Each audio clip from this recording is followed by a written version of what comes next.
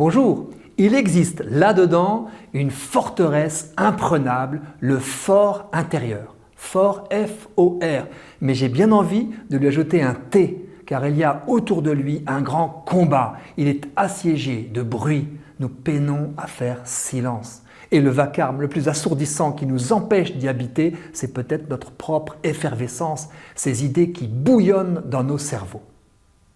Bernanos affirmait que le monde moderne était une conspiration universelle contre toute forme de vie intérieure.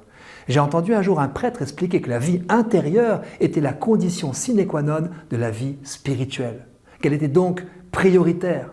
Sans silence intérieur, pas de place pour la paix, la liberté, l'appel, la contemplation, la relation à Dieu.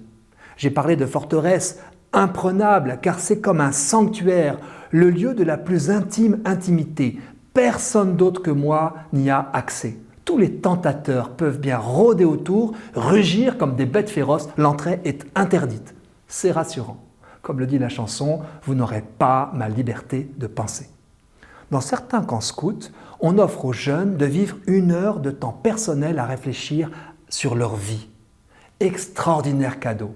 Vivre 1 heure avec soi-même, à l'écart, dans la nature, un peu comme au désert. 1 heure où son moi profond s'invite lui-même en toute humilité à discuter en face à face. Où en suis-je? Quelles sont mes priorités? Est-ce que la gouvernance de ma propre vie me donne satisfaction?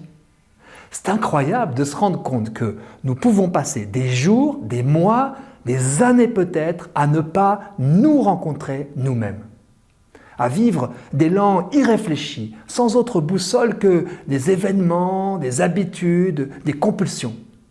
Je propose donc cette chose à la fois simple et difficile, faire une longue visite à notre fort intérieur, y loger, y demeurer vraiment pendant 60 minutes. Il faudra choisir le moment et le lieu, éteindre nos écrans, éviter toute profanation du silence, bien s'installer, d'abord se rendre présent avec son corps, en s'aidant du bon vieux docteur Vitos qui savait que l'intériorité part des sensations concrètes. On peut prendre un papier et un crayon pour noter cette conversation essentielle avec soi-même et éviter trop de rêveries. On peut même prévoir un ordre du jour. Les sujets à traiter, à chacun de voir. Santé, sommeil, nourriture, dépenses, travail, loisirs, amitié, relations, place dans ma vie, de la joie, du temps présent, des plus fragiles, vie spirituelle. 1 heure ne sera pas de trop. Mais attention les amis, si nous décidons de le faire, ne nous étonnons pas si le moment venu, des tas de prétextes et de dérangements viennent assiéger notre résolution pour nous décourager. Il y en a un qui déteste que nous soyons nous-mêmes et qui sait très bien que lorsque nous habitons notre fort intérieur, il n'a plus de prise sur nous et que le monde entier risque d'aller mieux.